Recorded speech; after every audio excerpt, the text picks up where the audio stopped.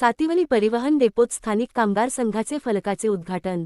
वसई पूर्व सातिवली येथे असलेल्या वसई विरार शहर महानगरपालिकेच्या परिवहन डेपोत आज स्थानिक कामगार संघ, स्थानिक प्रवासी व मालवाहतूक चालक मालक संघटनेचे संस्थापक अध्यक्ष, कामगार नेते तथा प्रथम महापौर राजीव पाटील यांच्या हस्ते छत्रपती शिवाजी महाराजांच्या छायाचित्रास माल्यार्पण करून संघटनेच्या कार्यालयाचे उद्घाटन करण्यात आले। या प्रसंगी माजी नगरसेवक तथा संघटनेचे महासचिव सुनील आचोलकर, माजी परिवहन सभापती प्रितेश पाटील, सचिव सचिन वैद्य, अरविंद पाटील, रणधीर कांबळे यांच्यासह अनेक पदाधिकारी उपस्थित होते। उद्घाटनानंतर बोलताना राजीव पाटील म्हणाले की त्यांचा उद्देश फक्त युनियन चालवणे नाही तर परिवहन विभागातील कर्मचाऱ्यांना त्यांचे हक्क व न्याय मिळवून देणे हा आहे। त्यांनी स्पष्टपणे सांगितले, मी ही संघटना व्यवसायासाठी चालवत नाही। सर्वत्र परिवहन सेवा तोट्यात चालते, पण सेवा हीच खरी भावना आहे। युनियन करताना मी कर्मचाऱ्यांना नेहमी सांगतो, तुमचे काम, तुमची कंपनी ती सुसूत्रपणे चालली पाहिजे। ते पुढे म्हणाले की काही संस्था कामबंद करून कंपन्यांना अडचणीत टाकतात, मात्र माझा भर नेहमी कर्मचाऱ्यांना न्याय मिळवून देण्यावर असतो। कंपनी ही शाश्वत पद्धतीने चालली पाहिजे हे तितकेच महत्त्वाचे आहे। कर्मचाऱ्यांचा योग्य हक्क मिळवून देण्यासाठी मी नेहमी उभा आहे। गरजू व्यक्तीलाच युनियन मदत करते। मला युनियन सुरू करायची आहे म्हणून मी कोणाकडे जात नाही। न्यायासाठी लोक स्वतः माझ्याकडे येतात, असे ते म्हणाले।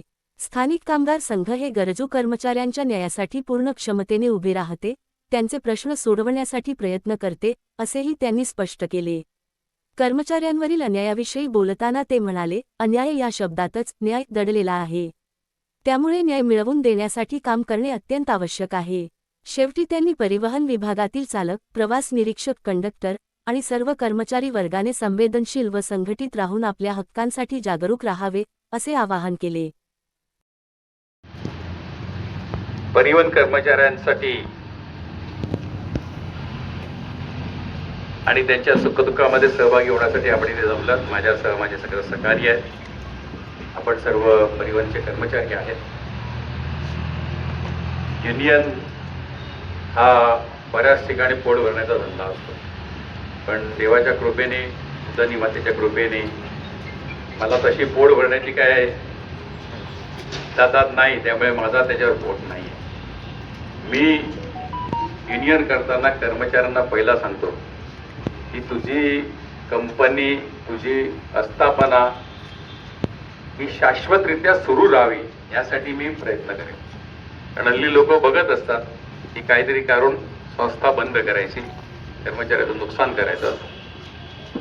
मी कर्मचाऱ्यांना पण सांगतो की तुम्ही मला फी द्या, नका देऊ, मला चालेल, मी तुमच्यासाठी काम करेल। व्यवस्थापनाला सांगतो की तुम्ही कधी मला बोलू नका, माझ्याकडे चहा प्यायला या, मला तुमचा चहा नको। पण ही संस्था, हा कारभार, हा व्यवसाय चालवत असताना तुमच्याकडे असलेले कर्मचारी आहेत, हे तुमचे सहकारी आहेत, आमचे सहकारी आहेत। त्यांना सर्वात महत्त्वाचं मान द्या, मानपान द्या, त्यांच्यावर अन्याय करू नका। एक वेळेला 100 रुपयाच्या ऐवजी 95 रुपये दिले तरी चालतील, 5 रुपये कमी द्या, पण त्यांना मान, सन्मान आणि त्यांचा हक्क जो आहे ना हा द्या। त्यांना कायदेशीर ड्युटी द्या, त्यांचे हक्काने मिळणारे जे काही त्यांना अधिकार आहेत ते द्या त्यांना, एवढं मी त्यांना सांगतो। आणि कर्मचाऱ्यांना पण एक सांगू इच्छितो की जसं पिपू म्हणाल त्याप्रमाणे परिवहन सेवा सर्व ठिकाणी लॉसमध्ये चालतात आणि आपण जर शिकस्त केली, नीट प्रयत्न केले, ती परिवहन सेवा फायद्यात येऊ शकतं। त्याला खूप कारण आहे। महाराष्ट्राला, संबंध महाराष्ट्राला, ग्रामीण महाराष्ट्राला जी सेवा दिली ती बस सेवा, म्हणजे तिला लाल परी म्हणतो आपण, ती परी पण बऱ्याच ठिकाणी लॉसमध्ये आहे। ती अख्खं मंडळ लॉसमध्ये असताना सुद्धा शासन त्याला पोहोचवतं म्हटलं जातं। पण त्यांनी जी सेवा दिली ग्रामीण भागाला, तसं वसई विरार महानगरपालिका जरी महानगरपालिका झालेली असली तरी बराचसा भाग जो आहे अजूनही पूर्णपणे शहरी झालेला नाही आहे। त्या ठिकाणी आपण सेवा देताना तिथला जो कर्मचारी आहेत, आता मगाशी शेरेकर ना काय ना शेरेकरनी म्हटल्याप्रमाणे की आपली ही सेवा जी आहे तिथल्या गरजू आहेत अशांना आपण सेवा देताना त्यांच्यावर आपण उपकार करतो अशी भावना नसावी। ही आपली सेवा आहे, परिवहन सेवा म्हणतात म्हणून, आणि त्यातनंच आपण काम करावं। या युनियन आल्या गेल्या, मी तुम्हाला एक सांगू इच्छितो की मी युनियन करायला कधीच तयार नसतो। लोक माझ्याकडे येतात कारण युनियन माझा धंदा नाही आहे। आता तुमच्यावर अन्याय काय झालाय तो मला माहित नाही, कष्ट करतात ते मला माहित आहे. माझ्याकडे रोज कमीत कमी 100 लोक येतात बिचारे रोजगारासाठी. 100 बदल 10-15 लोकांना मी रोजी देतो. 70-80 लोक बिचारा नाही लागत. मी एकच इकडे सांगू इच्छितो की मी खूप प्रामाणिक तुमच्याशी आहे.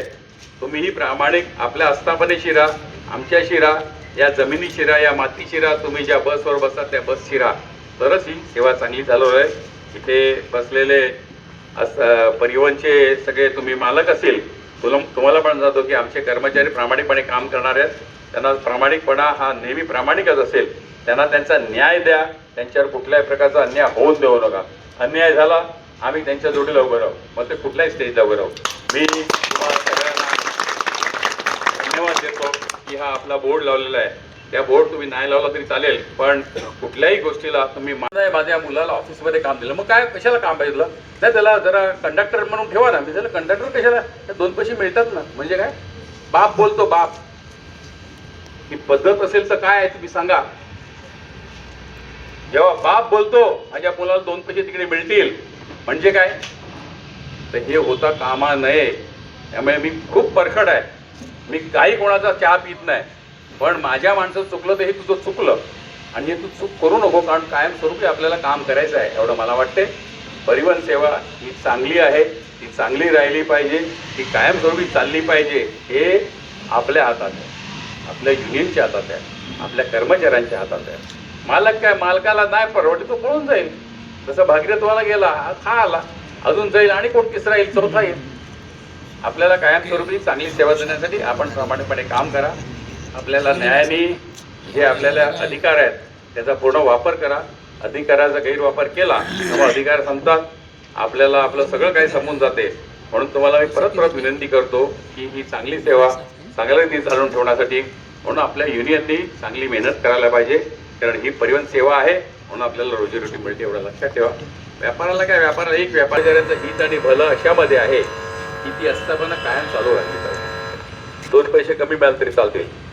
तारापूर MIDC मध्ये बऱ्याच मोठ्या कंपन्या आल्या गेल्या, खूप मोठे पगार दिले, युनियन झाल्या, स्ट्राईक झाल्या, बंद झाल्या.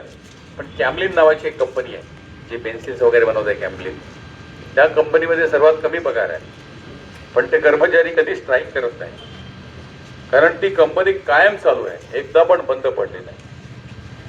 आणि कॅम्लिनचे जे कामगार आहेत त्यांचं राहणीमान बऱ्यापैकी आहे. IDI जी कंपनी होती तिकडे पगार जेव्हा 20,000 होता तेव्हा कॅम्लिनच्या लोकांना 8,000 मिळायचे. आयडिया बंद झाली. आयडियाचे 20,000 पगार होते म्हणून लोकांनी कर्ज घेतली, घरं घेतली, कंपनीच बंद झाली, रस्त्यावर आले कर्मचारी. आणि हे मी माझ्या डोळ्यांनी बघितलेलं आहे. म्हणून मला कुठलेही आस्थापना बंद पडू नये हे पहिला वाटते. मग ती परिवहन सेवा असो, कारखाना असो, ऑफिस असो, काही असो, ते कायम चालू राहिलं पाहिजे. त्या कधी चालू राहील की जी परिवहन सेवा चालणार आहे, कंपनी चालवणारा जो माणूस आहे की तो त्याच्यामध्ये इन्व्हेस्टमेंट करतो, मेहनत करतो, त्याला जर 2 पैसे नाही मिळाले तो आपल्यासाठी थोडीच सेवा चालवणार आहे. तो पैसे टाकणार आहे, तो व्यापारी आहे. आम्ही व्यापारी नाही, आम्ही तुमच्यासाठी सेवा देतोय. तो पैसे टाकतो, तो कधी चालू ठेवेल, किती प्रॉफिटमध्ये येईल. त्यांनी 100 रुपये टाकले तर त्याला 110 रुपये तर मिळाले पाहिजेत, तर ते चालू राहील. ती जर का प्रॉफिटच झाला नाही तो 1 वर्ष बघेल, 2 वर्ष, 3ऱ्या वर्षी बंद करून टाकेल. मला कशाला खिशातनं पैसे टाकायचे, लोकांच्या शिव्या खायच्या. त्यामुळे तुझ्यावर काय अन्याय झाला, काय झाला मला माहित नाही. अगोदरच्या युनियनने काय केलं, पैसे खाले आणि काय केलं मला माहित नाही. आम्ही कधी पैसे खाणार नाही. आणि आज सांगतो तुला की आमच्या युनियन नाही पाहिजे तर जाता बोर्ड काढून टाकतो. मला त्याचं काय पडलेलं नाही. माझा काय बोर्ड लावला म्हणून काय माझं नाव होणार आहे अशातला काय भाग नाही आहे, अलग लक्षात. त्यामुळे तुम्हाला एक सांगतो ठामपणे, तुम्हाला चांगली परिवहन सेवा देण्यासाठी तुम्हाला चांगली मेहनत करायला पाहिजे, प्रामाणिकपणे राहायला पाहिजे.